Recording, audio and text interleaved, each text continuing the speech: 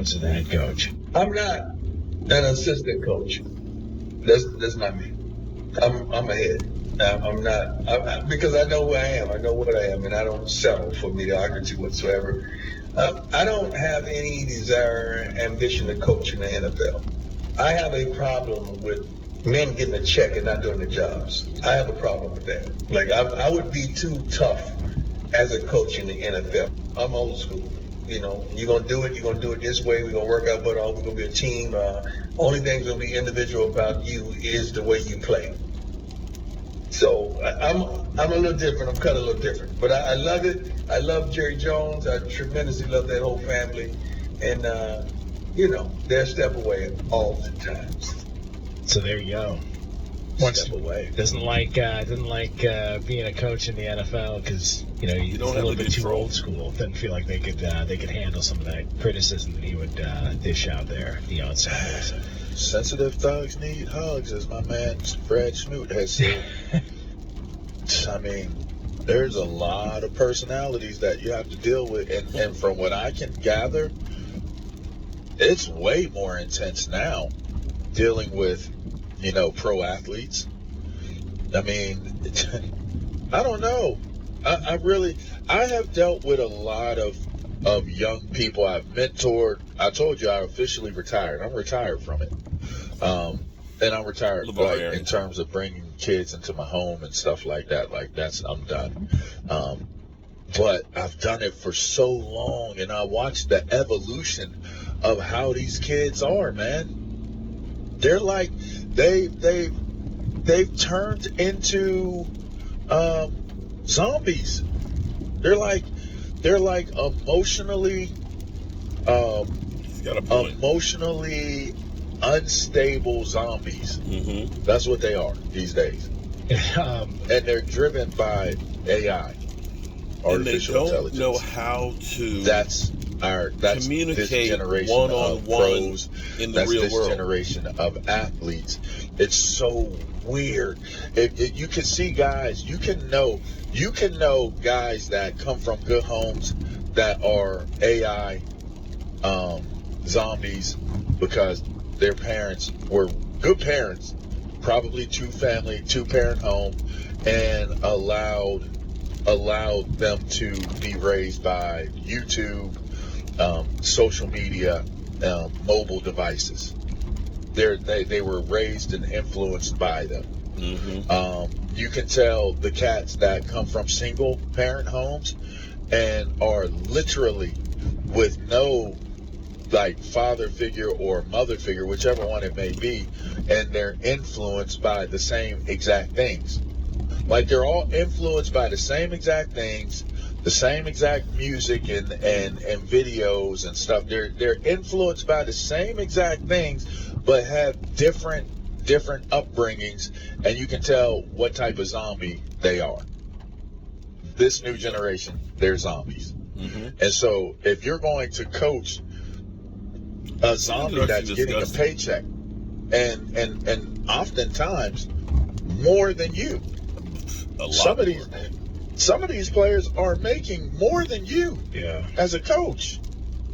So these zombies, these AI controlled zombies are looking at you like, what are you talking about? What are you talking to me about?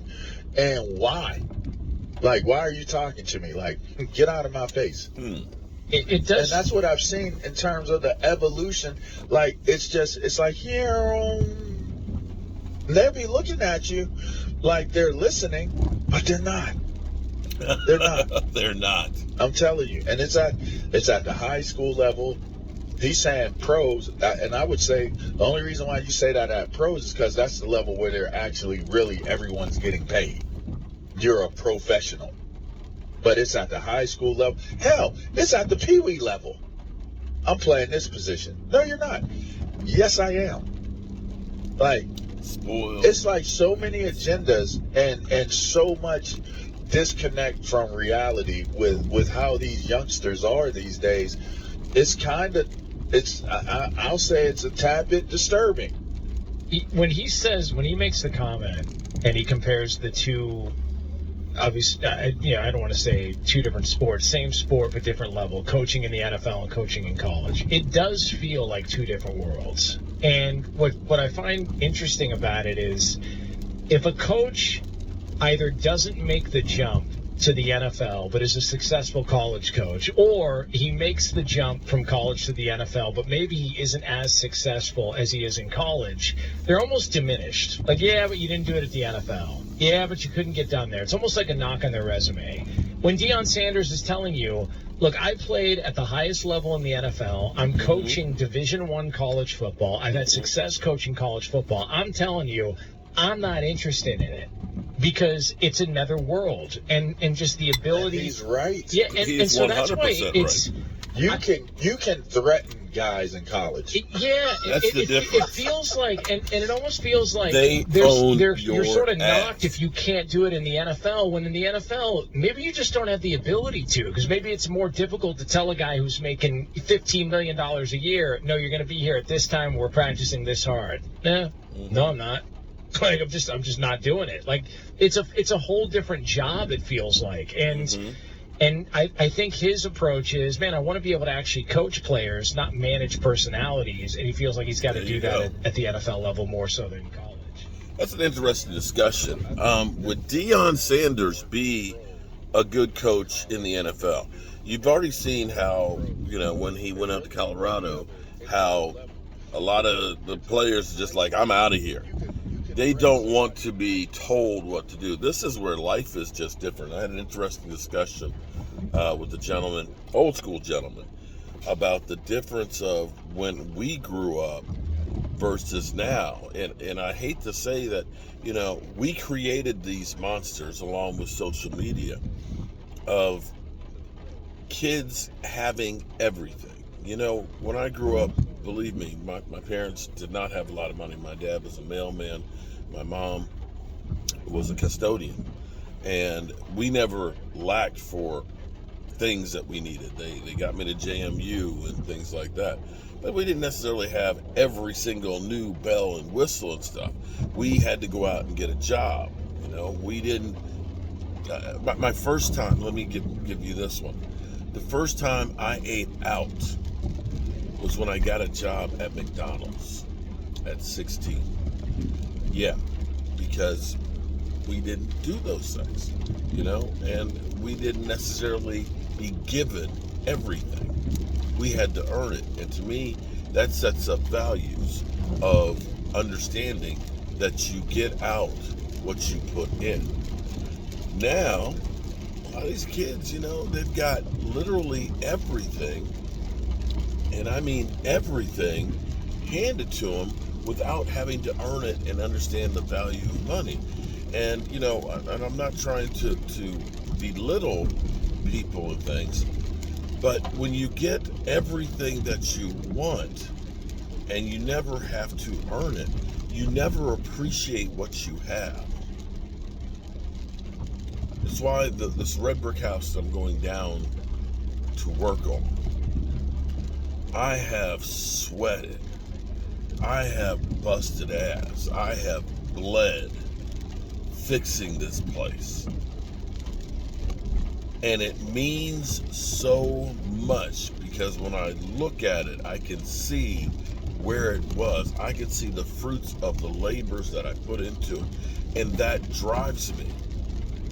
If somebody were to just say, here's the red brick house. Okay.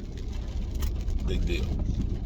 And that's the difference. And as far as coaching between college and the pros, there's a big difference because you may have a 4-year scholarship. They call it a 4-year scholarship, but it's really a series of 1-year scholarships. They can pull that stuff.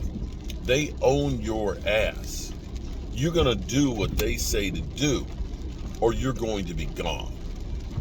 In the NFL, you can be Aaron Rodgers and get Mike McCarthy fired. Yeah. So, Deion coaching the Dallas Cowboys, Deion coaching the pros. Doesn't sound like he's interested in. Why are we talking about changing coaches after 2 12-5 seasons? I'm old enough to remember where we never had a playoff season back-to-back with Jason Garrett. Only thing we had back-to-back would be 8-8, 8-8, 8-8. Again, spoiled fans. I'm Mark Holmes, and well, I hope you're having a great day. Had to get out early this morning, take care of some business and stuff, and look out for somebody. And it's a rainy morning, and I'm gonna be on the road later to get to the Red Brick House and do some work down there. Appreciate y'all.